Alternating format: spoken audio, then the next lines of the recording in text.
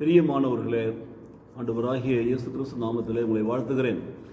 நீதிமொழிகள் புஸ்தகத்தில் 28ஆம் அதிகாரத்தில் 13ஆம் வசனம் இப்படியாக சொல்லுகிறது, தன் பாவங்களை மறைக்கிறவன் வாழ்வடைய மாட்டான், மாறாக அவைகளை அறிக்கை செய்து விட்டு விடுகிறவனோ இரக்கம் பெறுவான்.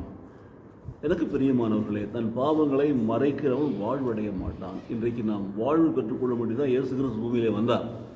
இயேசு எதற்காக வந்தால் நாம் எல்லாம் வாழ்வடைய வேண்டும் என்று சொல்லி புது வாழ்வு பெற்றுக்கொள்ள வேண்டும்.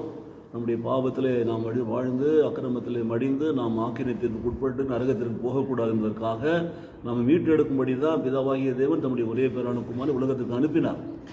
ஆகவே நாம் வாழ்வு பெற வேண்டும், பாவத்திலிருந்து விடுதலையாக்கப்பட வேண்டும், நாம் ரட்சிக்கப்பட வேண்டும், நீதிமான்களாக்கப்பட வேண்டும் என்பதற்காக இயேசு கிறிஸ்து வந்தார் பாருங்க. ஆக அந்த இயேசு கிறிஸ்து வந்த பிற்பாடு நம் பாவங்களை அறிக்கை செய்து விட்டுவிட வேண்டும்.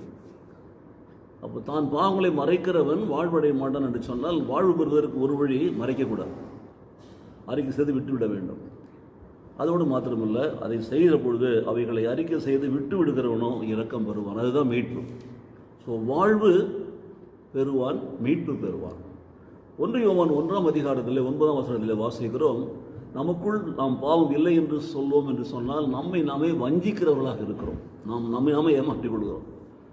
மாறாக நம்முடைய பாவங்களை ஒத்துக்கொண்டு அவளை அறிக்கை செய்து அவளை விட்டு விட்டோம் என்று சொன்னால், இயேசு கிறிஸ்துவின் ரத்தம் நம்முடைய பாவங்களை எல்லாம் கழுவி நம்மை சுத்திகரிக்கிறது, பாவமர சுத்திகரிக்கிறது.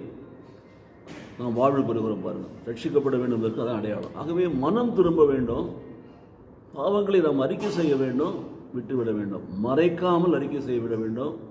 மாத்திரமில்லை, பாவம் இல்லை என்று சொல்லக்கூடாது. சில பேர் சொல்லுவான், நான் என்ன பாவம் செய்ய, இதெல்லாம் பாவமா என்று சொல்லுவான். எது பாவம் எது பாவம் என்பது தீர்மானம் பண்ணுறது வேத வார்த்தைகள் தான், தேவனுடைய வார்த்தை தான், தேவனுடைய வசனம்.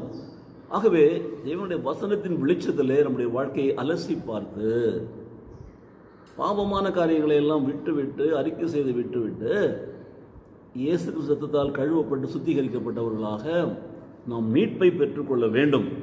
அதுதான் சொல்கிறது, மனம் திரும்புங்கள், பரலோக ராஜ்யம் சமீபமாக இருக்குன்னு சொல்லி எல்லாரும் பிரசங்கம் பண்ணுறாங்க. யோவான் ஸ்நானகனை, அப்போஸ்தலர்கள், இயேசு கிறிஸ்து எல்லாம் பண்ணுறாங்க பாருங்கள். இந்த காலை வேளையில் உங்களுக்கு எனக்கும் தேவன் கொடுக்குற அழைப்பு அதுதான். உங்கள் பாவங்களை நீங்கள் மறைக்காமல் அறிக்கை செய்து விட்டு விடுங்கள், நீங்கள் மீட்பு பெறுவீர்கள். உங்களுக்குள் பாவம் இல்லை என்று சொல்லி உங்களை நீங்களே வஞ்சித்துக் கொள்ளாதீர்கள், மாறாக அவளை அறிக்கை செய்து நீங்கள் அறிக்கை செய்கிற பொழுது இயேசு கிறிஸ்து ரத்தம் உங்களை கழுவி சுத்திகரிக்கும். அப்போது நாம் ரட்சிப்பை பெறுவோம், இரக்கத்தை பெறுவோம், மீட்பை பெறுவோம். தெய்வ பிரசனம் நம்மை சூழ்ந்து கொள்ள நம்மை ஆசீர்வதிக்கும். நல்ல தகப்பனே, இந்த காலை வேளையிலே நம்முடைய அன்பின் வார்த்தைகளுக்காக நன்றி செலுத்துகிறோம்.